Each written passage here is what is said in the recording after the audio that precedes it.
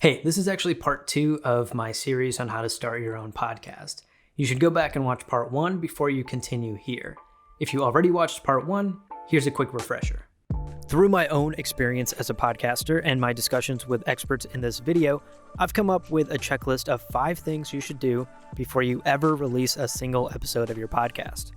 So you did those 5 things from the checklist in episode 1, and you're ready to share your podcast. So let's get into some nitty-gritty stuff you should know. Now that you're officially releasing episodes, you want to make sure that you continue to improve and that your content sounds great. Sounding great really just comes down to 3 things: your audio quality, your performance, and your editing. Let's start with how to capture high-quality audio.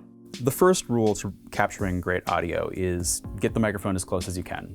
So if you have the microphone really far out, you're going to be picking up the reflections of the room, you're going to be picking up more background noise, and so the closer you can get to the person's voice, the better. That seems kind of obvious, right? But pay attention and you'll start to hear bad mic placement everywhere. It's one of the easiest things to get wrong. So here's some things to keep in mind. Let me grab a mic. Alright, so like I was saying, you want to be close to the microphone, but you don't want to be too close. You don't want to be right on top of it and eating the mic, because you're going to get issues with something called proximity effect, and your voice is going to probably start sounding way too bassy. My rule of thumb is generally about 1 or 2 fist lengths away from the microphone that you're using. You'll have to test your specific mic. It's a little different for each one. Now, the other thing is you want to angle the mic a little off angle. You don't want to be speaking directly into the microphone because you're going to be capturing all of that breathing, and you're going to be getting issues with something called plosives, which are those really heavy popping P sounds. So you want to angle it slightly off angle and speak past the microphone so that your breathing and those heavy P sounds launch past it and not right into it. That'll help mitigate some of those issues. Now, while you're recording, watch your levels. Have headphones on and always be watching your levels. Your ideal recording levels are somewhere between -12 and -9 at a normal speaking volume. So always be wearing headphones, always monitor the audio, and always keep an eye on those levels. Now, the microphone is just half the equation. The other half is you, which is why improving your vocal performance is just as important. Keep in mind, even the most casual, laid-back podcasts are still a performance. Hosting is a serious skill. And I think any person who tells you just get in front of a mic and read or try to sound like yourself or have another person in the room doesn't respect the art of hosting. It is performative. The person you are on the radio is not you. It is you acting as you. So get used to that. Get used to the idea that you are presenting and reconstructing a version of yourself for people. Now, the best way to get better on mic is to listen back to yourself. I know, everyone hates hearing their own voice, but you just gotta suck it up and really listen to yourself closely. Pay attention to things like tone and inflection and clarity. There's so many. I just had one saying, there's a lot of just vocal tics that we all have. And I think the important thing is to listen to yourself and to find out what it is that you're doing that you'd like to correct. What are the things you repeat over and over? Do you say too much? Do you say too much? Can you edit those out? Or do you just need to be more careful approaching the mic? The good thing is you don't have to be perfect on mic. A little bit of editing can go a long way toward making you sound better, which ultimately makes your show more entertaining and easier to listen to. You know how reality TV isn't actually reality? Well, podcasts are just like that. Most podcasts, most good podcasts, are very tightly edited. This is a crucial step in the process that you can't skip.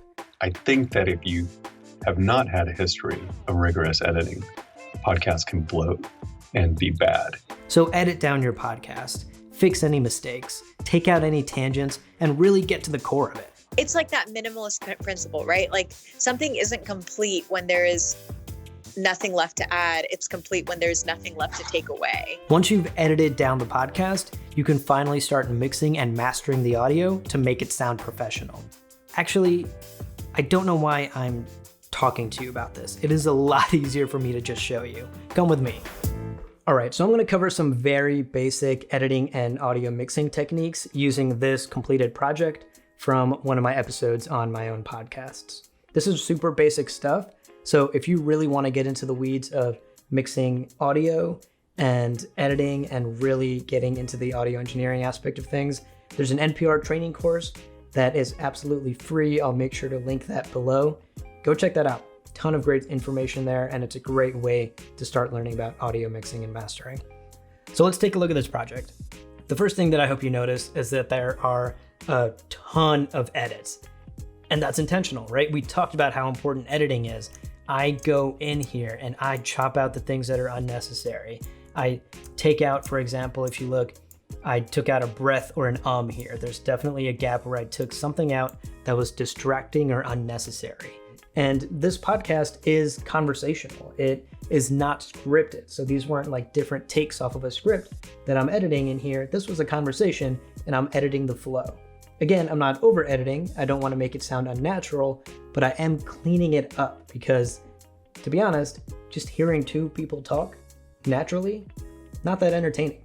Now, the first thing I do when I drop these audio tracks in here, so this green audio track is my vocal and this orange audio track is my co-host, Kevin. The first thing I got to do is make sure that the levels match. You can sort of see that the waveforms are generally the same size, right? But you also want to make sure that you play them back and you listen. And then I use something like a level meter to make sure that we're hovering around this negative 23 RMS, which is a unit of measurement for loudness. But once those two audio levels are generally matched and the same, that's when I get into actually cleaning up the audio. The first thing I add is EQ to both vocal tracks, and this is where I'm adding some clarity and cutting out some muddiness in the frequencies of my voice.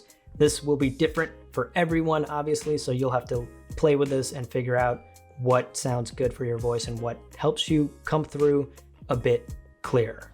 Once I've done those two things, I continue my edit and I complete the entire episode. Once I've completed the edit, that's when I start mastering my audio. The first thing I add here is compression. Now, compression is pretty complicated to explain.